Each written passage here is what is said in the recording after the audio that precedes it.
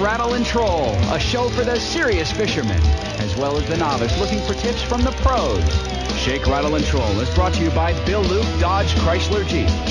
Now, here's your host, saltwater fisherman and tournament pro, Don McDowell. Well, good morning.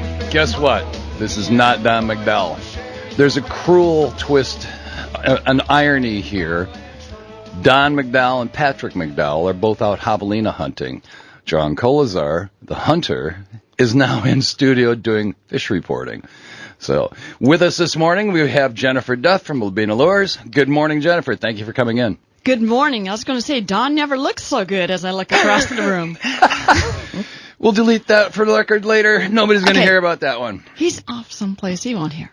Well, I think they may have reception out there, believe it or not. He said he was going to try and Just listen. kidding, Don. This morning we've got a fairly lengthy process that we're going to go through. First and foremost, just after the first segment, we're going to be talking with the new Game and Fish Commissioner. His name's Jim Ammons. He's from Yuma. He hasn't been totally confirmed yet through the state legislature. Last we chatted, which was, I think, Tuesday or Wednesday, he was confirmed by the Senate. Now he has to go to the House, and that may have taken process already. He's met with virtually no complaints from anybody except for Sandy Barr from the Sierra Club, which we would anticipate and expect. That's kind of like the topping to the cake. If you're good, it's okay. But if Sandy Barr opposes you, you're great. Okay, come on back in. So what have you been up to? I haven't seen you in about 4 or 5 months. I have been out there, of course, on all the fishing circles and hanging out there. A little bit of travel. I'm involved in my community, so I keep busy. That's right. Downtown Mesa project. Downtown Mesa. How's that going? Awesome. I'm on the board for the IDEA Museum, formerly the Arizona Museum for Youth. We just reopened this weekend, and it's really cool. You should check it out, Downtown Mesa. You are going to hook me into going downtown Mesa one of these days, aren't you? Absolutely. If you want a lure, I'm going to make you come down and get one. Now, there's a thought. I would be willing to do that. There's no question about that one. Okay. Anything new coming up on your horizons? We have a promotion on Facebook for naming a pink lure for Valentine's Day. Okay. Come on. Tell me some of the ones you've heard already that you kind of like. Well, we'll look up on some of them. One was Pink Floyd. I'll have to get caught up this morning, but yeah. Interesting. So Valentine's Day naming of a lure. Yeah, we used to have a pink hottie, and it didn't.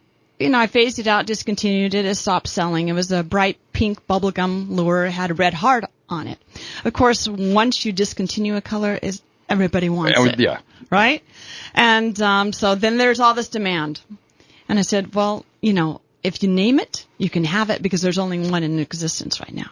Oh, okay. And for the schedule for the coming year, I think you were last year for the Bass Open, correct? Yes. We're a part of the U.S. Open. We're heading out to the Bassmasters Classic at the end of this month. Where will that be? In Birmingham, Alabama. Ooh. Yeah.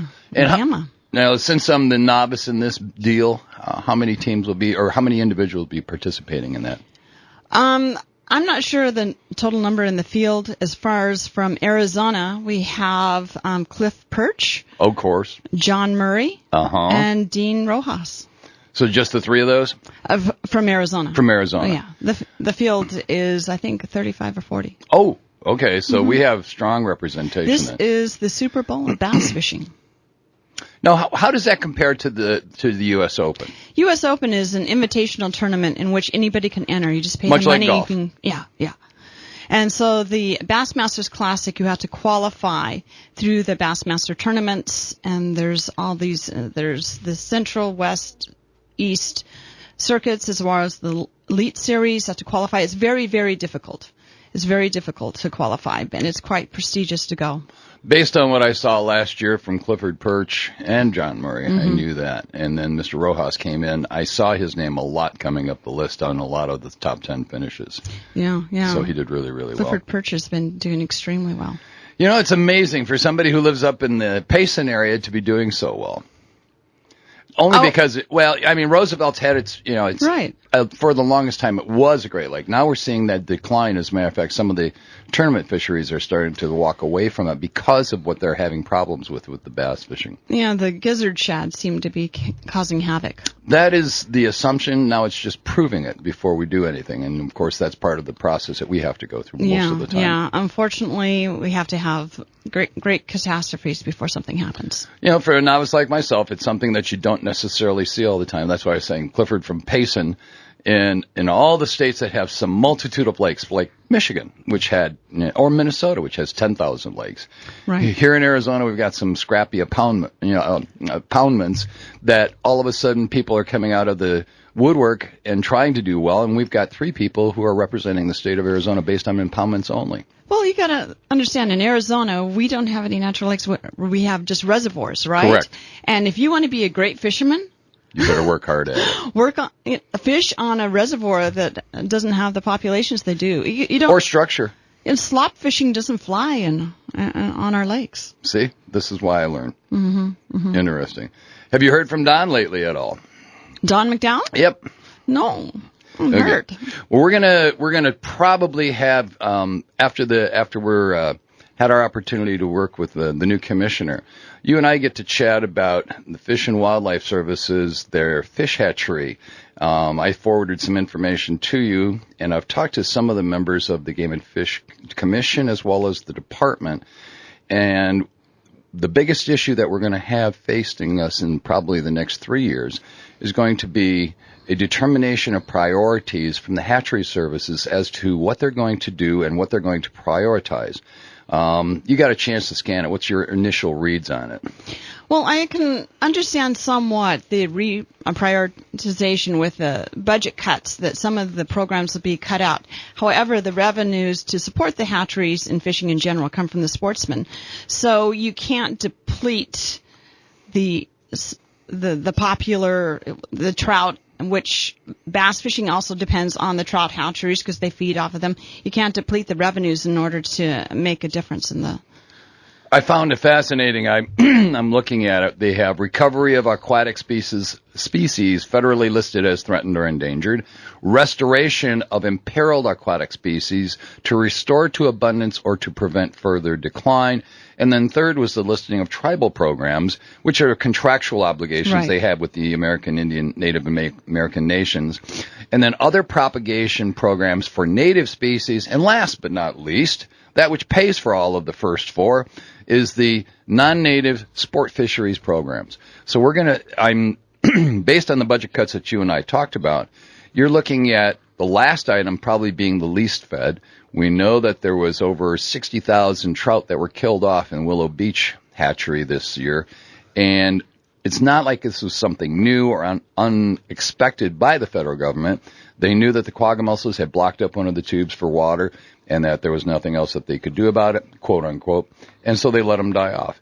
And I think that's a direction that we're seeing that's going to happen in the future.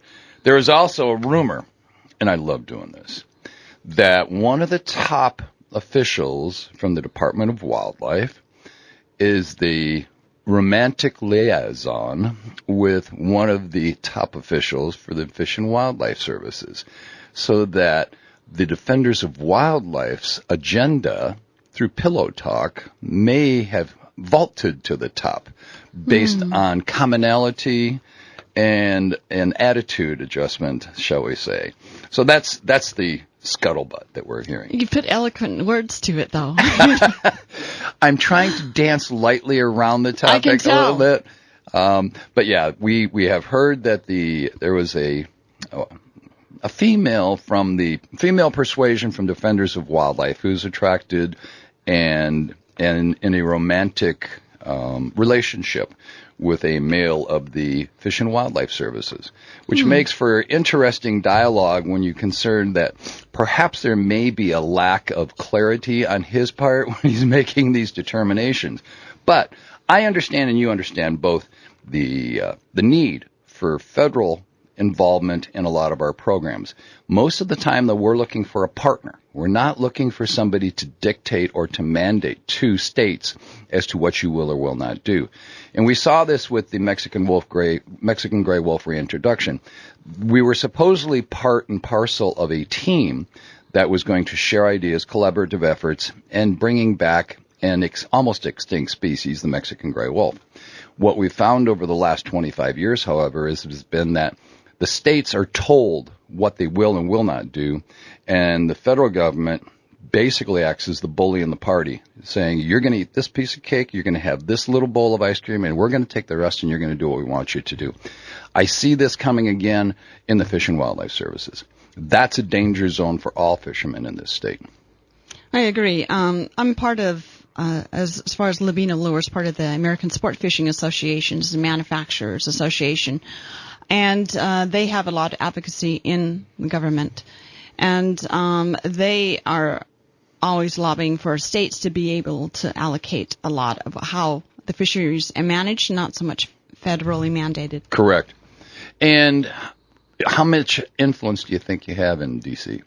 I think through ASA Fishing, and there's Keep America Fishing, and the several other foundations around that, they keep very much involved and have lobbyists in Washington on the issues. We're going to come back after this break. We'll be talking with Commissioner Jim Ammons. And thank you so much, Jennifer, for being here this morning. Thank you. This will be fun. I'm John Colazar. Jennifer Duff. We're out of here.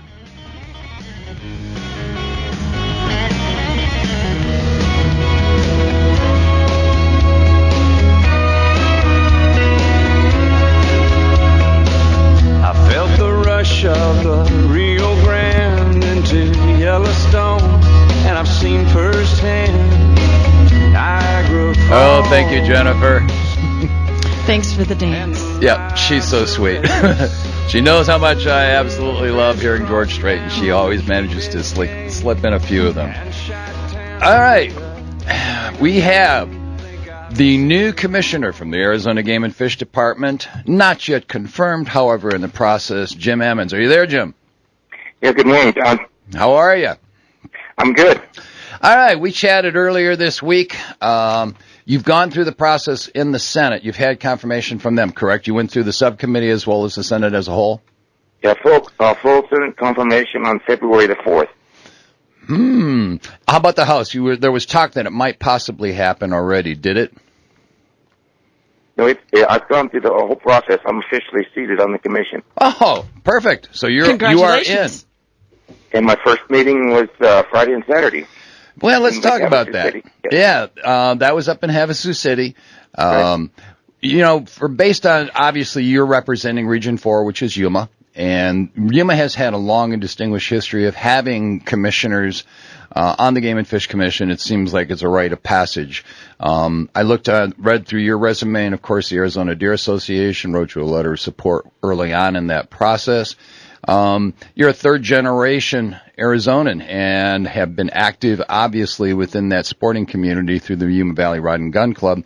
And I noticed here it says you wanted to ensure preservation of Arizona wildlife, habitats, and resources for future generations by contributing to the conservation, protection, and management of wildlife by serving on the Arizona Game and Fish Department Commission. You know, you're in for a thankless 5 years, don't you? That's what I understand, but it's something I'm interested in, so hopefully I'll be able to not suffer too much and do a good job and enjoy my time, my 5 years. You know, we find that most of the time with commissioners, the first year it's more of a watch, learn, understand concepts and policies and how you do things, a little bit of the backdoor stuff or the behind closed doors negotiation process.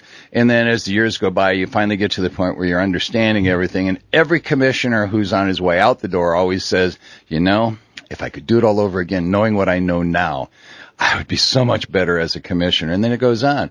And seldom, if ever, do we have two-termers or three-termers, except for Mr. Golightly out of Flagstaff, who seemed to live on the commission for a while there. Do you have any dreams and ambitions beyond the Game and Fish Commission this 5-year term? No, I don't. I'll be close to 70 by then, and I think that'll be enough. I know, like you said, there's been 3 or 4 that have done a couple terms. my stepdad actually was one that did in the 80s. Specs Ferguson was he did from 1974 to 84, I believe it was. Ooh, that's a long stretch.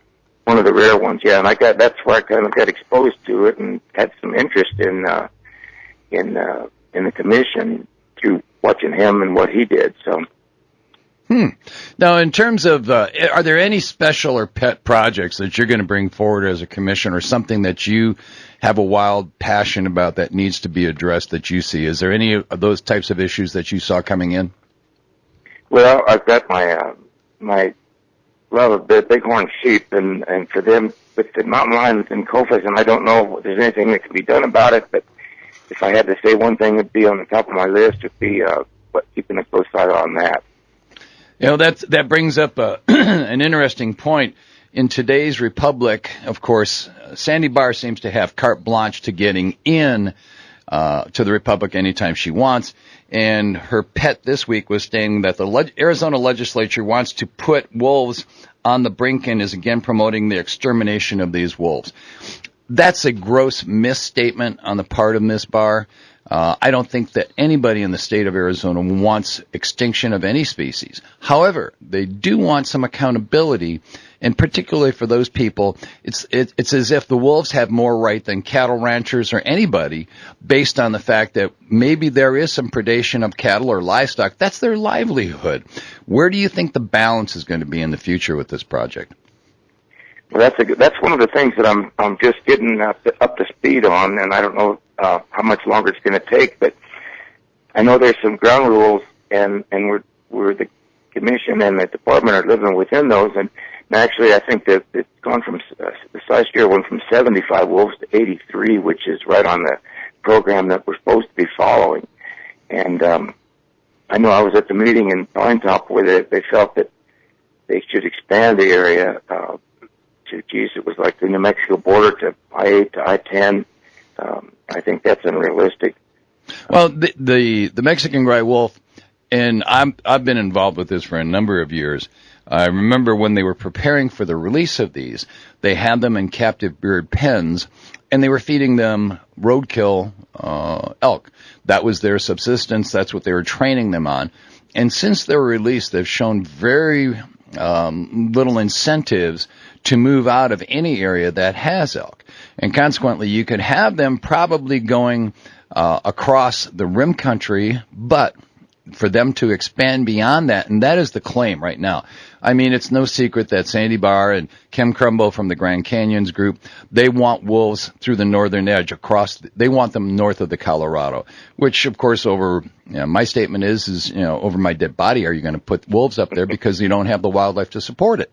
So, we're seeing that kind of an effort, and the last I heard, we know that there are 80-some wolves. That's great. We also know that when the program started, it had a budget of $8.2 million. That was the whole program was going to cost the taxpayers. We now know that it's been over $34 million, and they're still not at the 100 number. Now I'm anticipating, and I think you and I both agree, there are probably 100 wolves on the ground in Arizona at this moment. An accurate count is difficult at best, and we know that those are the only ones that we can account for, are the ones that we automatically put into that 83 number. So there's probably more than 83. Do you agree with that? Well, I can't comment on that one, but it very well could be. Most game counts are I think they're under what the actual number is. So. Yeah, they're trying. Well, let's put it this way: they're at least that which they can document, they're going to maintain and put that way. How about fisheries along the Colorado going down into Yuma? Have you seen a lot of activity in that area? As far as what's happened with this fishery closing down? Correct. No, I haven't. There was quite a good representation of the folks in Lake Havasu over the weekend, and that is the concern. But right now, fishing is at its top level in Lake Havasu. They've got an all-time high of sunfish and largemouth and smallmouth bass. Striper, I guess, is going down. The population's going down, but right now that's on the upswing. And in Yuma, it's doing pretty well, but I guess Alamo Lake is at a low right now. So Yeah, that's not a surprise based on what we haven't had in terms of waterfall this year, that Alamo would be down to the base again. We're seeing that. I think the level's down 8 feet or something they were saying the other night, so. Yeah, that's awfully low. And we're seeing the same thing with Roosevelt. Although Roosevelt has its own particular problems with the gizzard shad issue. Had those that were a bait fish or something that the bass could eat prior to their growth, their rapid growth. Now we're finding that they're too big, and they're, of course, eating everything else out of house and home up on Roosevelt. So that's going to be a main issue for us in the future as well. Is there anything that you've got going that you wanted to at least give our listeners a shout out for, that a direction you want to take?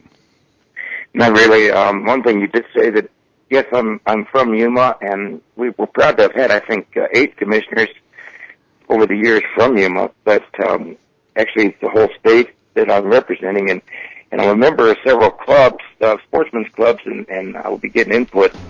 So, if it's something in Phoenix area or in the White Mountains, I'll be more than happy to listen and do what I can do about that. I appreciate that. Well, Commissioner, congratulations on being on board. Can you hang on for one more second? Sure. We got to take a break. Okay, John, sure. Thank you. We'll be back. No matter which way you go, the miles are all the same. Just the other day, I headed into town. I was in need. All right, we're back. With us we have Jennifer Duff in studio and Commissioner James Ammons. I'm John Colazar. And Commissioner, again, thank you for your time on Sunday morning. I know you had a long weekend of meetings starting on Friday morning. Did you get up there Thursday night or Friday? Oh, we got up there Thursday evening, yes. All right. Jennifer, you had a question for the Commissioner. I was wondering how an average citizen like me can have some input with the Commission to your office about what we would like to see in the state. Is there a way to correspond with you directly so that we can have some input as far as what we'd like to see in our fisheries and hunting and wildlife? Yeah, we're open to comments from the public at any time. You can email us, or I can get you my phone number. You can get us, any of the commissioners through the department office. And at each of the meetings, there's a webcast if you can't make it to the meeting, which the public is welcome at any time at any of the meetings. And they also webcast those on Fridays, and I think this weekend they even did it on Saturday to the regional offices. So if you can't make it in, you can go there and make your comment. All you got to do is put a blue card in, and you're welcome to speak. And what's the URL, the web address for the webcast? The webcast, you have to go to one of the you can get that on the Game and Fish website. It's the first. Yeah, it's the first screen that pops up. It's www.azgfd.gov, and when the main screen pops up, it gives you an opportunity to. It says live webcast, and you click on that, and you're able to view it from your home. In terms of making a comment or a blue slip, I'm pretty sure you have to go to a regional office where they're doing the actual presentations, and then you can make a blue slip. Otherwise, you have to show up at the meetings. Most of the time now, for the rest of this year, you'll be in state, correct? Until the summertime hits, and then you'll go back up to places like Pine Top and Payson, correct? Right. I think, the next meeting is down by Tucson at Oro Valley, I believe it is. Okay. In February, the first week in February. And then, you're right, we go to Pine Top, we go to Prescott and Flagstaff. And then back to Phoenix area. So I think that's where the meetings are going to be over this summer. You know what? It's remarkable. Those are cooler climates than Phoenix. Let me tell you, John, real quick, that they didn't go when the budget crunch and stuff. We weren't going. The commission was not meeting at these other cities, and they found that's pretty productive. Because, like she said, they like to be able to speak. It's a lot of the local people get their chance to come and talk. Like I was talking about in Pine Top, good or bad, they can come and put their 2 cents worth in, and I think that's very, very important. Oh, I remember that part of the budget cuts when we were going through the problems, that they did have most of the meetings down here at what I call it the Ivory Towers on Carefree Highway. But I also know that I think it's extremely important for, number one, a public relations aspect, and number two, to make the people get more involved, that you have the opportunity to go out to their locale and let them come in and tell you what they see going on in their particular environment. I know it was very important up in Pine Top Lakeside. I know that at Payson feels the same way. People will just feel much more involved if it's not something that's something they either see or hear on a radio or on a webcast. But when you're out there within them and you're able to sit there and talk to them and have dinner at the local restaurants and people can come up and talk to you, I think that's important. It's not just public relations, but it's an involvement that we need to have with the population at large. Exactly. And then on Saturdays, they have it's devoted to community forum. And that was one of the things I was very, very impressed with when I went to some of these meetings before I was selected. The local community gets to clubs and different organizations get up and make a presentation on how the game and fish has affected their area there. And if you haven't been to one of those, it's worth it. It's very much it's surprising and heartwarming, actually, how much the game and fish works with these local communities. It's stuff you'd never realize.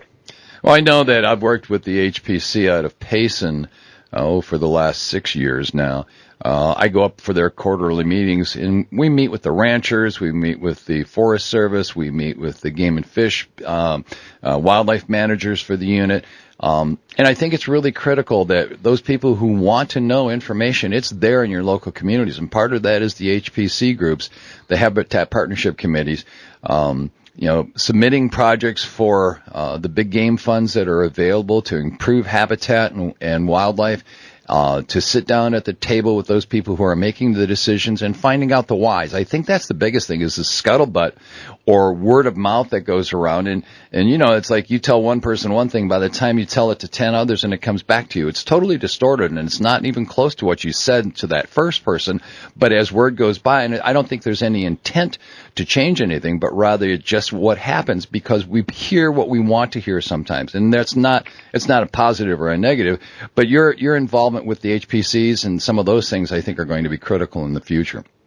Right. It's all about the partnerships, whether it be the big groups or small ones, and then partnerships is what's going to make this whole thing be more effective and work. How are the mule deer situation down in Region 4 out of Yuma? I know that's been a huge issue for a lot of people, and particularly those folks out of Yuma. Are you seeing the mule deer herds increase down there? Well, I don't know if there's any big changes in the Yuma area, but I understand that up by, they were talking yesterday, or I guess on the Friday, that Unit 42, I think it was, and there's another one up in the northern part of Unit Region 4 that a large decline in the mule deer population, and they're not certain exactly what the reason is, but they're working on it. But it's a big one, like 80% decline, 80 to 85% decline. Was that in fawn survival or mule deer head count? It's I guess I'm not sure how they judged that, but that was the figure they gave us. But the reason for the decline, they do not know. So how they surveyed it, I'm not sure.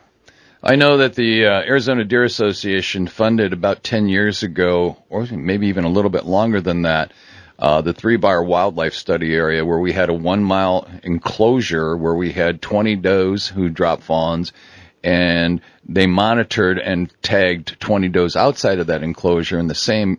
So they had the same kind of habitat, and the only difference was there were no predators within the 1 square mile area, the habitat study area. They found that fawn survival in the enclosure was at 88%. Outside the enclosure, it was 15%. And basically, when you have similar conditions, wildlife, habitat, and you have water, and the only mix that was out of that was the predator base, and they found that everything from bobcats, coyotes in particular, and mountain lions were predating on the fawn crop. And mule deer fawn are particularly susceptible. An antelope fawn can go from 0 to 40 within the first 6 weeks after they're given birth, and they're able to evade predators. Mule deer fawns are a lot slower to adaptation, and consequently, I think that's one of the big things we're seeing in the decline of the mule deer herds is that predator-based management hasn't been a real strong suit within the department over the past 5 years. There hasn't even been a predator management plan. And now we're going to see something like this happening where there's a decline by 85%. Do you see a predator management program possibly coming into something you want to work on? Well, I can speak for me personally, and I think that should be right up towards the top, whether it be with the coyotes, the bobcats, like you said, are a big big thing against the deer, fawns, or the mountain lions or the wolves. To me, that personally, and I'm saying personally, is it should be one of the top priorities. Well, Commissioner, thank you. Welcome aboard. I appreciate you so much spending time with us this morning. We'll look forward to seeing you down the line and perhaps have you down in studio when the commission meetings are down here. John, thank you for having me, and anytime. Appreciate it. Thank you. We'll be back.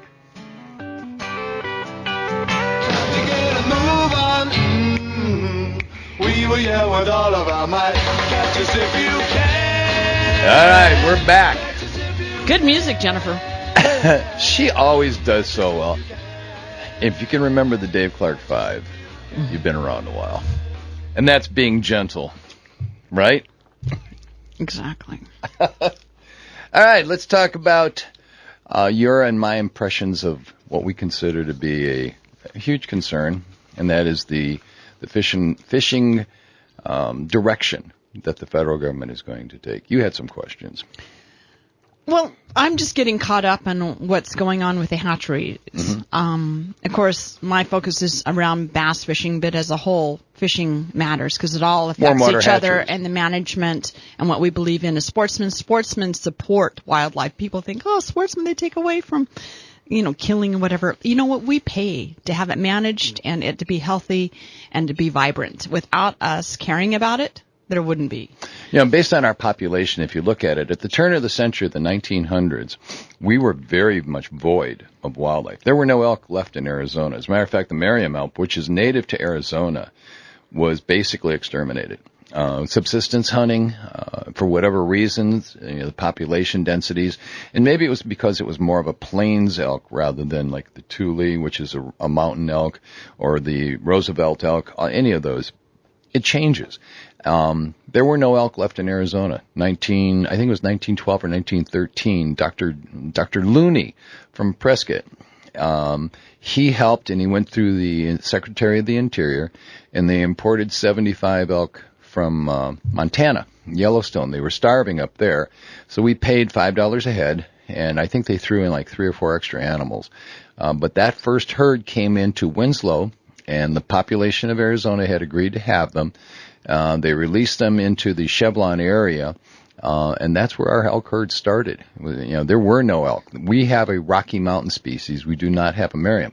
If we were to follow this mandate, they would be number 5 on the list because they're non-native to Arizona. However, it's a huge monetary influence. I mean, we have over 100,000 applicants for elk in this state, and we don't have enough of them. Imagine if there was no warm water hatcheries and bass suddenly disappeared off the face because of the dying off from gizzard shad. What are we going to do, and how are we going to maintain it? That's something that the fishing people are going to find that's the attitude of the federal government these days. It's reactionary. It's the tail wagging the dog. Your thoughts? Absolutely. We have to, first of all, as far as, monies that go into managing this, we do it through our fishing licenses. As manufacturers, we pay 10% of all of our sales to an excise tax, which actually manages the water, the lakes, and the... As a manufacturer, you pay a 10% fee? Yes. On top of what we pay on a state fee? Yes. Now that goes to a different fund and taking care. That's your This is separate from Dingle Johnson money. Right. It goes into the habitat and your fish and game wardens and the management of the lakes. Interesting. I mean, we look at it and everybody complains all the time about taxes, but I think it's astounding how much money is spent for taxation purposes and throughout everything that we do, whether you're going to the gas pump, whether you're going to the grocery store, whether you're paying for your real estate taxes, anything. All of it is involved with it. We're taxed in many, many areas, and this is an example of where a small select group, whether it be for Mexican gray wolves, for instance, or whether it's for the humpback chub, Chiricahua leopard frog, Mexican garter snake, the narrow-nosed garter snake. These are all species that are on the brink or have been on the brink. I had a presentation up in Payson through the PNRC that went for 45 minutes where they said, okay, we are having severe issues because, as you pointed out, Arizona doesn't have lakes. We have impoundments, reservoirs. Well, what happens is the streams that used to run more quickly through Arizona don't anymore because everything goes into these impoundments. The Mexican garter snake, its range, they found that it extended all the way into Arizona, but it's got about 2,000 contiguous miles all through Mexico where it's bountiful.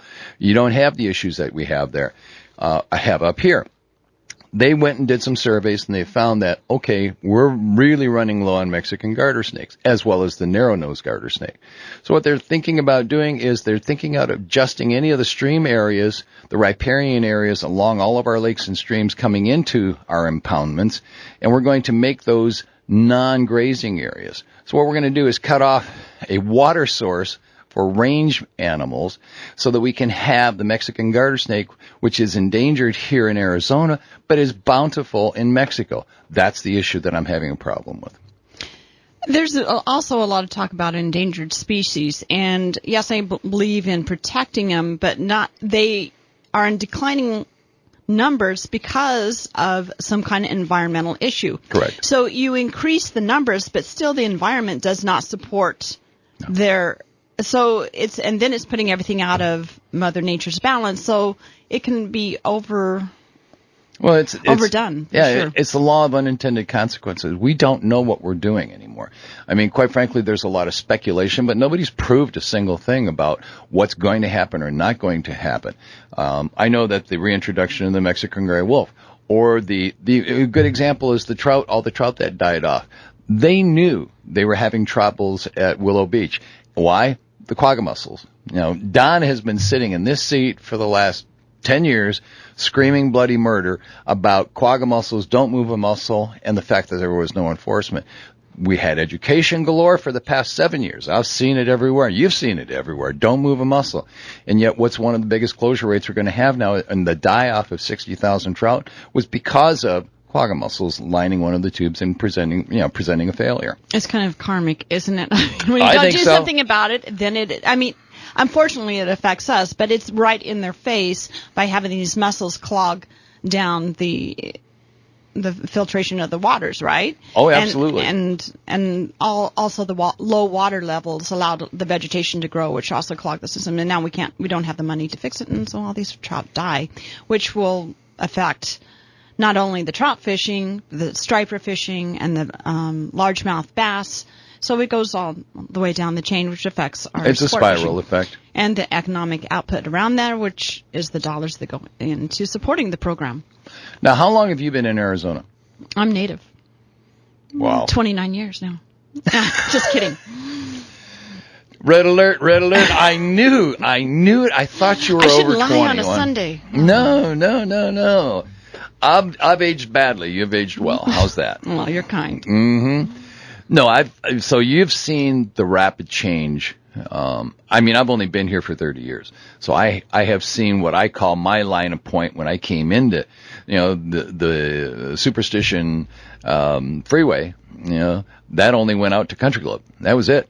And it shut down after that. Now it goes almost all the way to, you could go to Globe Miami just staying on the 60. It's not a big deal anymore. Before that, it was a traumatic event to get past Country Club. It was. And I've been around fishing, hunting all my life, and I've seen dramatic changes in the populations and the way we go about things. Since you've been here, you can delve back into the late 70s memory wise, Okay. early 70s Okay. at the outside. How was Arizona then compared to now in terms of lifestyles? I see it much more condensed. I see it more jammed every year. I see thousands more people coming in. Even during the breakdown that we had economically, we still saw people coming into the state. Talking about the statewide economy, in the 70s, usually at that point, we're very dense now as far as a city where we cross over to go to dinner, right? City lines. Then we didn't. It was much more community based? Yeah. It was much more bedroom based. Where you lived is where you hung out. And now we cross over and somebody like me who goes up to Cave Creek every Friday night to dance, that's the difference. You used to stay in town and do it. Well, we had the freeways to make it a lot easier. As far as the fishing, unfortunately, I think there's been a decline in how well our, I don't know how well it's managed, or definitely the populations. Mm-hmm. And there's tremendous stories, and we all go back when it was much better. But with the density, we have a responsibility. Absolutely. And that's the burden we have coming forward. We'll chat about that coming back. And by the way, this week we have zero roll call again, and thank God for that. We'll be back. My God, your smile. Brought to you by Bill Luke Dodge Chrysler Jeep. Now, here's your host, saltwater fisherman and tournament pro, Don McDowell. No, it's not Don McDowell. You have the alternate bass in the box, John Colazar with the beautiful Jennifer Duff, taking over for Don and Pat Daddy since they're both out having fun javelina hunting in the M5. I mean, that's an amazing beast to do what it's doing, and I'm sure they're having fun. You know Don as well as I do. He's just having a ball ripping up and down the roads with that. That's like the guy who goes to Home Depot and buys the power tool and then finds the project to use it. Yep. Oh, Don has always been that way. He sees the tool and is like, ooh. What can I do with this? Yes. I don't need it, but I can find a reason. Need has nothing to do with it. I want that tool. He's got more, well, we won't talk about the weaponry. No. He always finds it, let's put it this way, he finds an avenue for it to be utilized after he's seen it and desired it, coveted it, like the M5. A good man. Yeah. Gotta admire him for that. He has more fun doing that, and he may let's put it this way. There are sometimes he'll call and he'll say certain things about, the amount of hours that he had to put into either spray painting or putting in this or putting in that on the M5. Labor of love. Absolutely. So we are forced to be down here in the valley. Where are your travels going to be taking you in the not too distant future? Well, in 2 weeks I'll be going to the Bassmasters Classic in Birmingham, Alabama. The tournament is on Lake Gunnersville. Hopefully I've heard of that. I've heard of Gunnersville, believe it or not. It's a good fishery. Hopefully it'll be a little bit warmer than what they have been experiencing. And then after I get back from that, about a week later, I'll be heading to Korea and Japan. I will be visiting the Korean fishing show. Ooh. And then visit some customers in Japan on the way back. Now, for you as a woman going to Korea and Japan is, they're unique in their own attitudes. I mean, cultures are so different. Do you find a wide difference in cultures between Korea and Japan, or are they pretty much similar? There is a difference between all the Asian cultures. I lived in Japan in 1989 for a year and have done a great deal of business with Japan by exporting American goods over to their fishing tackle distributors. So I've been doing that since 1990. I'm starting my 24th year. I've spent a lot of time in Japan. Wait. So you started when you were 5? Exactly. Thank you. Child prodigy. And in Korea, I've been picking up business the last few years, and it's grown to the point that I need to understand that market a little bit more. I'm familiar with the culture a little bit, but this is actually my first trip into really understanding the culture. How do you do that? Well, as far as from the business standpoint, I attend their fishing show, and then you can see the demographic of the fishermen. You can see the products they're selling. I meet with customers, with consumers over there, and understand what kind of fishing is going on. And through just the interaction, you start learning a little bit about the culture. So you deal with, say, for instance, species of fish. I'm sure it's not the Florida strain bass. They don't have that in Korea, do they? Yes, they do. And that is part of the growth that I've been experiencing in my sales. It is not their primary sport fishing fish. And don't ask me right now. I have it written down because I've been in conversations. Oh, come on. You knew that was coming. It's species that I am not familiar with. But bass fishing is growing. So they're buying a lot of American fishing tackle right now. Do you speak either Korean or Japanese, or do you have a translator?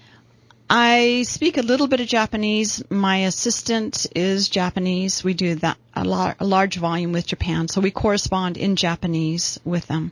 So I can speak maybe 50% or so. So if I hear you saying some words to me, I know what you're doing is basically swearing at me, right? The top 5 words? No, it's words of love. Yeah, feeling the love. Korea, I have some counterparts over there that I know through the bass fishing circles that live over there, and they'll be assisting me. No, I don't know any Korean. Oh, that's okay. I was just curious. I mean, for as much time as, and I've heard that through the shows that you and I have been on together with Don, that you spend an enormous amount of time in the Asian marketplace. I'm fascinated by you exporting, which is, we've all seen, I think, the emails where Walmart brings in these huge container ships and loaded with product from China, dumped off on our shores, and then they sail back empty because there is no exporting from the United States to China. I know that I have certain portions of the marketplace that I work with in China where they produce items for us here in the country because everybody's doing it. I don't know who started it, but what's happened is now if you don't involve yourself in that marketplace for production of certain large amounts of large-scale economies, their production costs are so much more dramatically reduced than here in the States. We're not competitive, and I wish we were. I wish there was a way either of taxing on imports so that people in the United States had more jobs, but I find that it's amazing that we're sending back nothing, and that's the critical part. And you're sending stuff over, which is unique. I'm not sending a lot over to China. I have done business into China. The good news is on China, I agree, we need to do a lot less manufacturing over there, but the standard of living and the cost of doing business over there has increased, and they, as consumers, are starting to buy American goods. It is nowhere near what they export. No. But as far as the fishing tackle, and working with manufacturers, I buy from probably about 60 American manufacturers over a course of a year and export their goods to primarily Asia and some in Europe. A lot of manufacturers who manufacture in China are bringing a lot of things that they want to do special or high quality or have more control back here in the United States, or across the border, whatever, a lot closer, because the quality control issues and also selling off their molds and all that has become a problem. Are you saying that their molds are not quality? No. What happens is there's large factories over there, and American manufacturers will contract with the large manufacturers over there. But the understanding of proprietorship over those molds, and China is a little gray, and they might be selling to a competitor. A little gray? Based on everything I've heard and seen, a good example was one of my clients wanted 1,000 George Foreman grills. Well, I sent a photo of it over to China, and they said, we can have it in 90 days. It'll be the exact same thing. It just won't have George Foreman's name on it for patent infringements. But other than that, so it's a copycat league. I mean, here technology has always been king for the longest time, and quite frankly, as a young kid growing up, I worked on the factory assembly lines in Michigan, doing cars as they came through. We were making them here. We were doing them there. We were doing everything to them. Now, of course, the world has changed dramatically in that, 30 years since the last time I did step foot on an assembly line, which was not much fun. But you're saying that you're able to have the technology here still, as well as some of the developmental and production, correct? Yeah, and to keep it tight here in the United States. And I think there's more focus on what's happening economically and in our trade, but also to keep controls. What we have as Americans is ideas and innovation, and as long as we keep on producing that, we'll always be ahead of the curve. You can emulate something going on, but you're never quite as good as the original. And I see a lot more going on right here and being developed right here in order to keep the hands off. The freedom of speech, the freedom of thought, I think it always gives room for growth mentally, and it's interesting. We'll talk about that when we get back. I'm John Colazar. Jennifer Duff. We'll be back.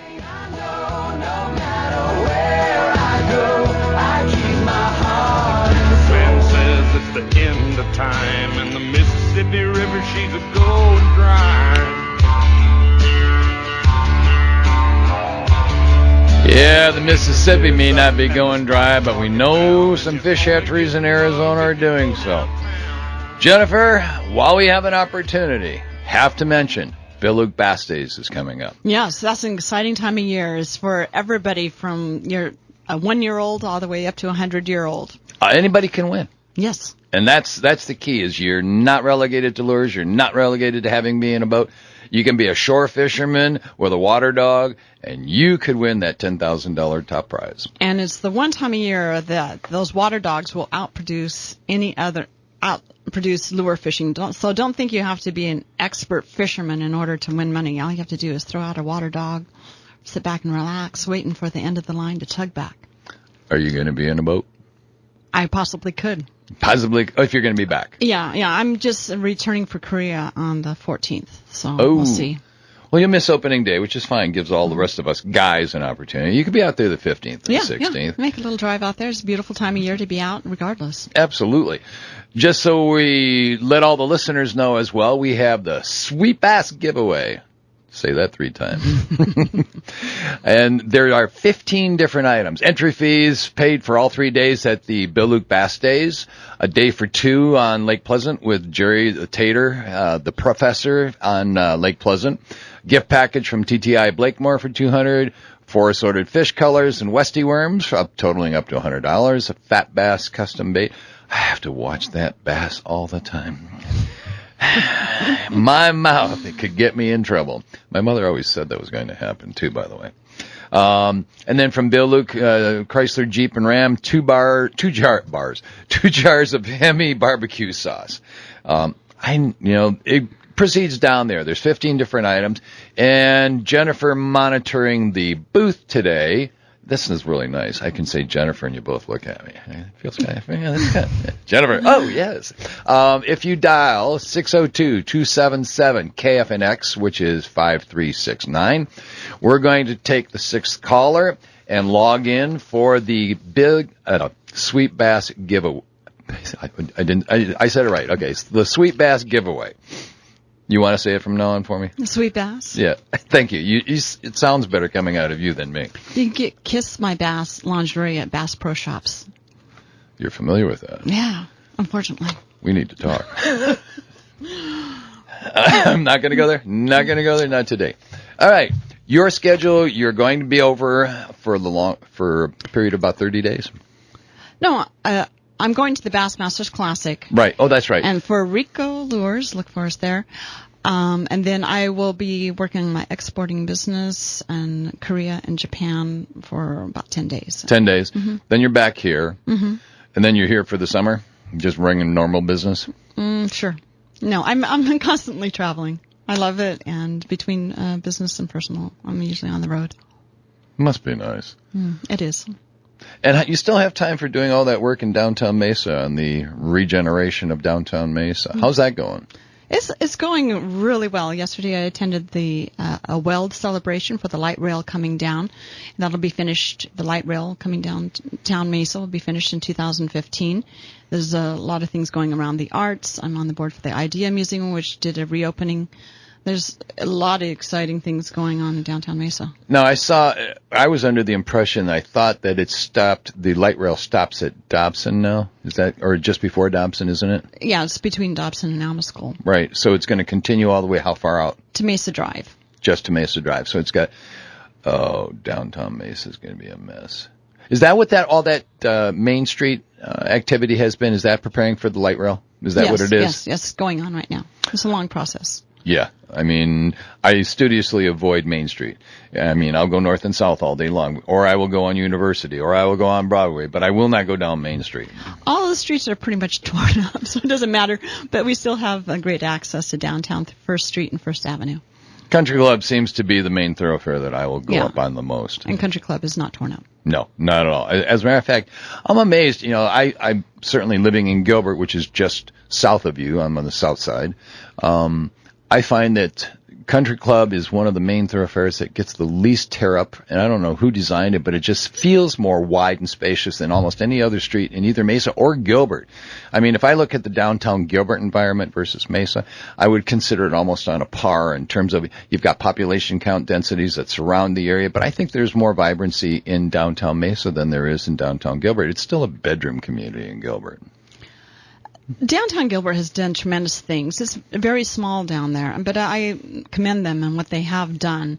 They're small. Of course, Mesa is the third largest city in the state, and so. I'm proud of it. Yes, Yeah. absolutely. Okay, so you got Phoenix, what? Glendale? Or is it Phoenix, Tucson. Tempe? Tucson? Oh, that's true. Yeah, Tucson And then would be that. Mesa. I always think of Tucson as just in another country. I think we're 36th or 38th largest in the United States. Whoa. City. Mm-hmm. And I remember when Detroit was I think it was the 4th largest city in the United States when I lived there as a kid. Not anymore. No, they're not in the top 50 any longer. I mean, and they're shrinking rapidly too. Just a sign of the times, which is production based, economies based, in the way the world has moved. Let's get back into talking about the fishing aspects of the. We know that we have some legitimate concerns about the direction that the federal government is going to take.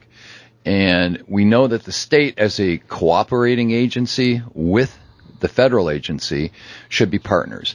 Have you had any involvement in that kind of a working relationship between federal and state? Have you done any of that?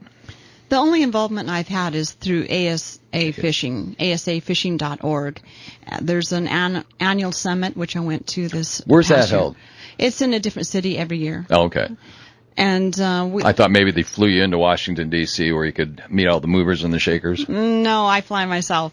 But it does take on governmental issues and have U.S. Fish and Game representation. Is that just kind of a there. reporting-based thing where you're finding out how things are going with the feds when you're working with them, or is it educational, informative, or what is it, training?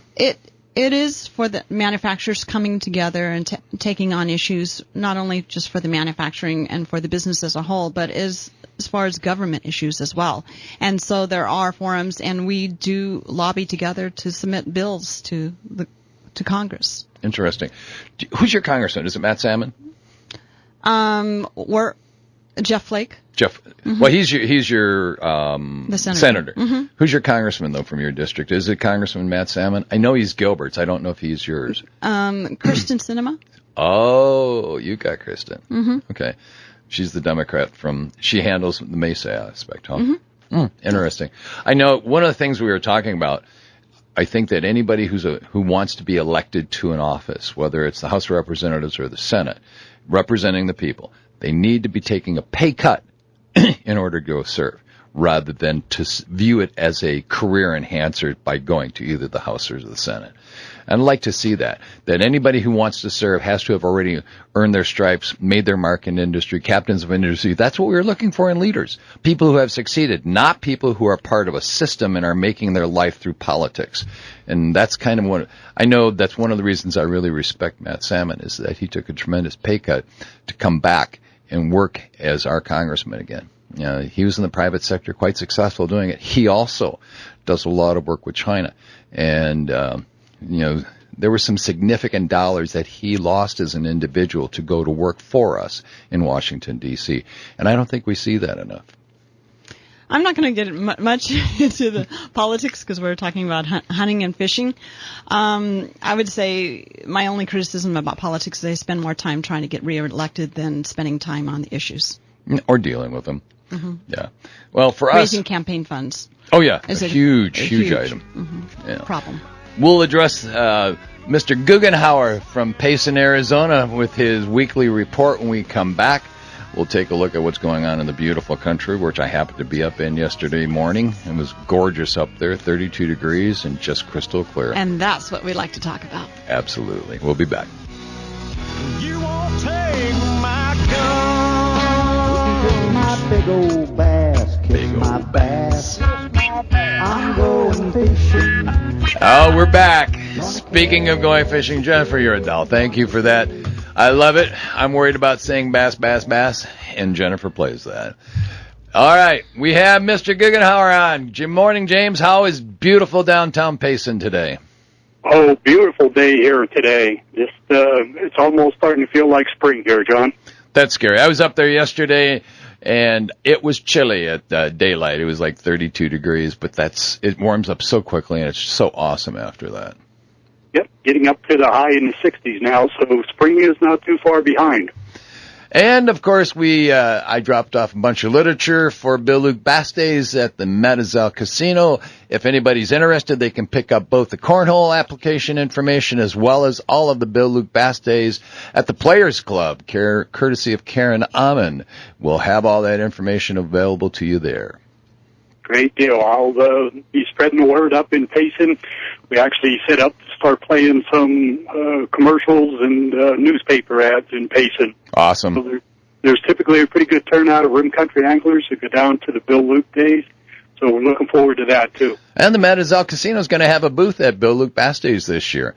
They sponsored the backs of the Mogollon and Dina Preston concert band tickets, and I dropped some of those off. So if you're quick, you could probably snag a couple of those, Jim. Hey, I might head down there.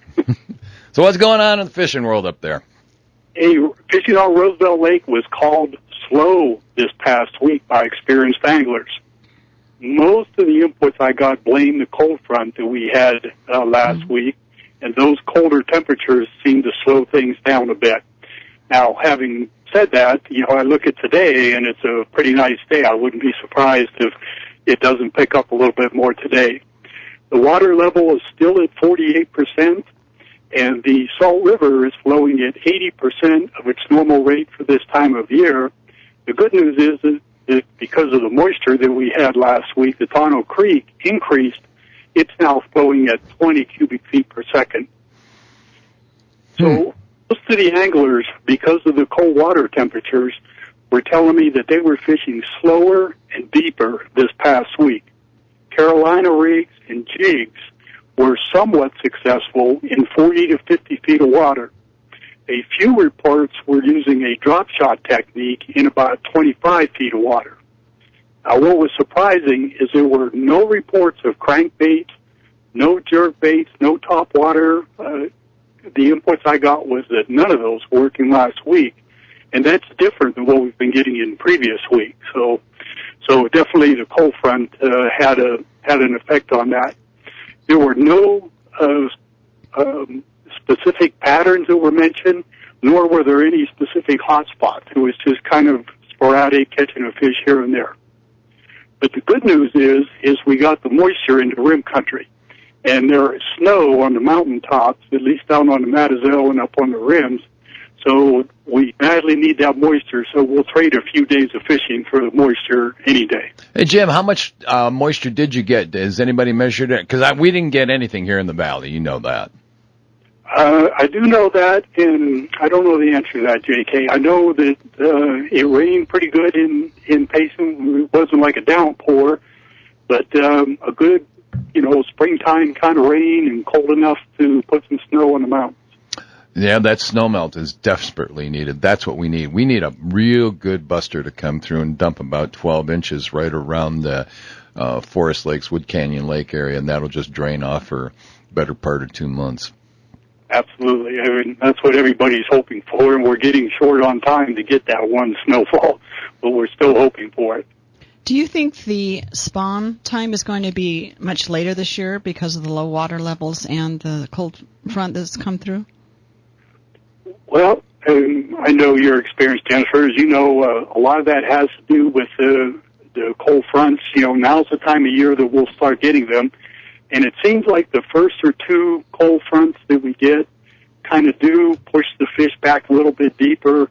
But the later you get into the season, it seems like the cold fronts have less of an impact on the spawn. So, yes, it will early, but as we get into the March and April time frame, less of an impact from the cold front. Right, so it's just business as usual with lower water levels, unfortunately.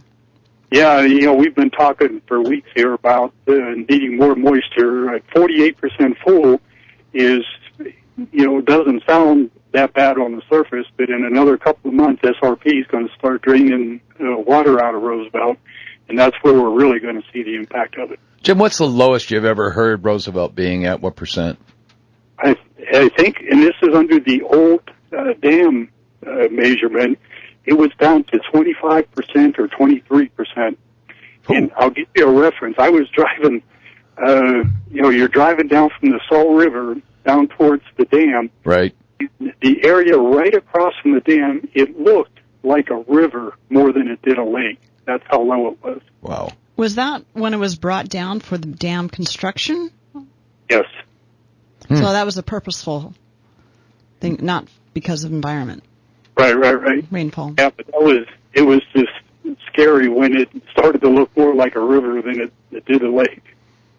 Hey, one more thing. I heard Jennifer talking about going back to the Bassmaster Classic. To remind everybody, it's at Gunnerville, and we have 4 Arizona anglers that have qualified for the Bassmaster Classic. Who snuck in? We know we've got Mr. Rojas, John Murray, and Clifford Perch. And Dean Rojas. Okay, Dean. Juan and Josh are all qualified. That is so unique to have. I just don't know that there's one state that has that many anglers in there. And the best part is that any one of those gentlemen could win that tournament. Yeah, they're all good fishermen. Now, I named 3, but I missed the 4th, which I apologize. I had John Murray, Clifford Perch, Dean Rojas, and Josh Bertrand. Okay. Bingo. That's the one. That's the one we couldn't figure. We just didn't. Drew a little short straw on that one. That's okay. And Right. I was talking to Jennifer about that earlier in the show, and the fact that we have such a dry state. You know, I mean, we have a large impoundments, and I was amazed that when you have all those people back in the Midwest and the East who are fishing lakes that have all this structure, I think, like she pointed out, if you can fish an impoundment, you can fish anywhere. That's right. I mean, a credit to our anglers. They know how to fish these things, and they're all very skilled anglers, and there's even a longer list than these 4 that qualified. Yeah. That's right. If you can fish an impoundment, if you go somewhere, it does nothing but get better from a fishing standpoint as you go further east. If anything has happened in the world of bass fishing is the Eastern fishermen trying to learn Western techniques, and even from Japan, because they have similar problems. They're finesse fishing, and they're always trying to, like, how do you do that drop shot thing? Or Ask Clifford Perch. That he'll tell you everything you need to know about drop shot. So what we learn in tough environments is serving us well in competitions. Yeah, and I'll give you another a good example of that. Clifford Perch is known as a dock fisherman, and anyone who's familiar with skipping baits under a dock, if you see Clifford Perch do this, you will never see anyone do it better than him.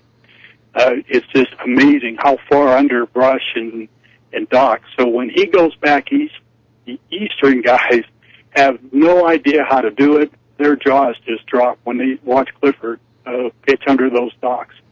He's a tough contender. He's always just right there. And he's won the U.S. Open, of course, so he's a champion as well. Yeah, a couple of times on the U.S. Open. Yes, so, yeah. And he's a great guy. It's wonderful to see him do so well.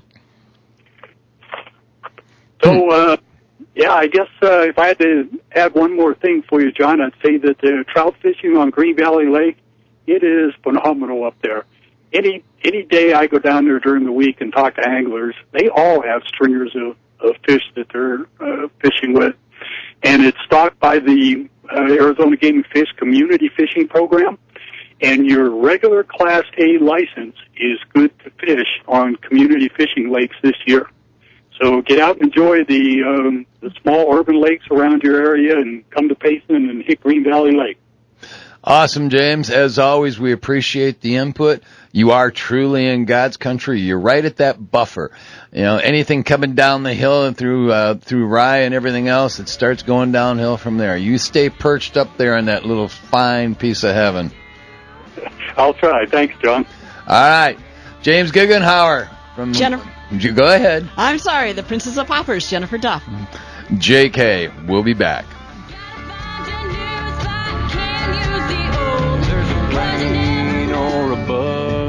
Leaving Dallas. Good mood music, Jennifer. Thank you, dear. Kind of soothes the way for the rest of the day. So, thank you so much for coming down today, Jennifer. I appreciate it. Thank you. I just want to mention a few things. Go for it. Okay. The floor is yours. First of all, getting ready for fishing this spring. Don't forget about getting your Rico lures, the new ones in your box at lavinalures.com, as well as any of your local retailers that we have here in the Phoenix area, Bass Pro, Cabela's, Hookup Outfitters, Phoenix Fishing, the Sportsman, number of places. As far as a shout out from Mesa, since I'm a Mesa resident, we have the Riverview Park that just opened with a new urban fishing lake there that has expanded, maybe triple the size that it was, and it's restocked and ready to go. So there's a great place to take your kids. There's all kinds of play environment for the kids. Do they have bass? Is it bass or trout in there, or is it both? Do you know? I don't know. Okay. It's an opportunity for kids. I would assume bass, since they just stocked it. It would be late to put in trout. Mm-hmm. You know what? Anything that we can do to put people back in the real world instead of in front of video screens, to me, is the most important thing.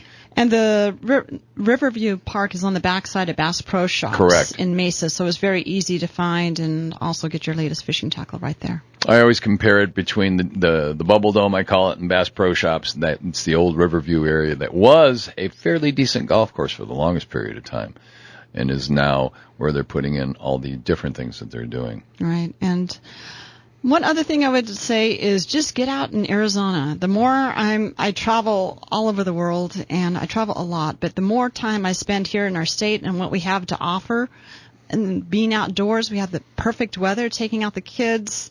And it's so diverse from the south to the north in all directions. There's a lot of beautiful places to go right here. I was talking to somebody this week. I was saying you could go from snow skiing or snow in the mountains to the pool in an hour in Arizona. 1 year in the Arizona Highways magazine, I remember they did pictures from all 50 states, all iconic pictures from all 50 states. And then when you got to the end of it, you realize all those pictures were taken in Arizona. So that's cool. Now diversity. That I would like to see. That article I would like to see. That's pretty cool. Yeah, you could. I mean, I was thinking about it. I mean, you're not going to have swamp-like conditions, but you're going to have pine trees. You're going to have ponderosas. I mean, you're going to have some of the blue firs that we see in the eastern states. And then everything, plus that coming out through the west. I mean, we certainly have enough of that. We've got high desert, low desert, the basin, valley floor, and then we've got everything in between. Yeah, I would say of any of the states, Arizona is the best. So you're back out into the fishing industry. You'll be doing the Bassmasters Classic, and then you'll be over to Korea and Japan, and then you'll be back in time to go fishing on. Now, Don's going to expect you out there on the 15th. I'm really going to try to be out there. I think it's a great time to be out there it's a family event. The weather is wonderful. It's perfect. It has this entertainment out there in every sport you can imagine. I was talking about that to you during the break, and that is that, in the Midwest you have 4th of July. That's where the weather's right. It's not into the dog days of summer, as they call it back in the Midwest. The grass is green. Everybody's having a good time. You celebrate. You have fireworks. That was the only thing that was missing from Bill Luke Bass Days last year was fireworks. Other than that, it reminded me of the Midwest 4th of July. You can have that much fun. It's so much fun for the kids because they have all these amusement rides that the kids can go on. And guess what? You don't have to pay for all of those. Bill Luke takes care of that. And it's just fun for the kids, and it's a family event. It's people outside doing something in Arizona where, the electronics are gone unless you got a generator. Escape from the digital world. Amen. Yeah, we can do that. Again, for those in the fishing community, keep a sharp eye out on what's going to be happening. I know that on Friday there was a presentation to the Arizona Game and Fish Commission by Chris Cantrell. And there were some recommendations on how we possibly can become more of a stronger partner with our friends from the federal agencies. And maybe that's a matter of us simply saying, you know what, we appreciate all that you've done for us as a cooperating partner. At some point in time, you have a direction that they want to take, and they've published that direction, where they want to take care of the aquatic invasive species, they want to take care of the endangered species, and they want to do everything possible for what I'll call the area that they feel was neglected. Now, that's on a federal level. On the state level here, we have to take care of the people who pay the bill, who pay the freight, and that's the hunters and the fishermen. And right now, the fishing community needs to band together and support what the department's recommendations are. The presentation was not voted on by the commission. It was simply a presentation. It'll be agenda items. There'll be comment periods that people can look at in the future and say, okay, do you want to do this? Do you want to do that? Do you want to have more work done on the threatened and endangered species? Do you want native species to be more concentrated on, or do you want sport fisheries? And that's going to be a vote by the public. I mean, those are the people paying the freight. We chatted about it earlier as well. That is that most Arizona residents do not realize that if you don't gamble and if you don't hunt or fish, you don't pay for any of the wildlife that you see in this state. You know, it's not part of the tax structure. We don't have a Department of Natural Resources. So all of you out there who enjoy seeing deer or elk or any wildlife in any way, shape, or form, and particularly those of you who scream from Scottsdale when the javelina are out in the backyard or coyotes are eating Fluffy, your puppy, you know, those are the things that you have to thank hunters for, because without that, there would be no wildlife in Arizona. And you know that as well as I do on the fishing side. You know, I think the number one thing we can do is speak, of course, if any issue you care about, is speak up to your congressman. They really, re-election is huge, and you speaking up about what you believe in. You always think, only one person can make a difference. If only one person did that, we'd have hundreds of thousands of millions, right? And the other thing is, whether you're planning to go out and hunt and fish, buy a license. That money goes back into caring about our fisheries and our hunting and our wildlife. So by how we speak, how the money is funded for this is by the fishermen and the hunters. So get out and buy a license, buy some fishing tackle. All the money is going directly into the programs. It is not going into any general fund at the state or federal level. It is going directly into what we care about. And that was one of the big misinformations that was out there for a period of time. And again, you and I both know misinformation is a killer. There is nothing that's absorbed by the legislature when it comes to game and fish monies. I mean, there's very little that they can attach. Certainly, there was some talk about the license fees for the off-highway vehicles. Sometimes they try and play a little bit with the watercraft monies, but for the most part, they can't touch They can't touch their tag licenses. They can't touch the Dingle Johnson money. They can't touch any of that. Those are the areas that are sacred, and that's what runs everything, and we pay for it. You know, the excise taxes that you mentioned on manufacturing, the special hunting fees and licenses that we pay for as hunters and anglers. And quite frankly, I've looked at, there are other states who scream bloody murder if their all big combo tag approaches $100. Right now, it's $36 or $38 for a hunting license. I just signed up for the elk draw. That's $135 this year.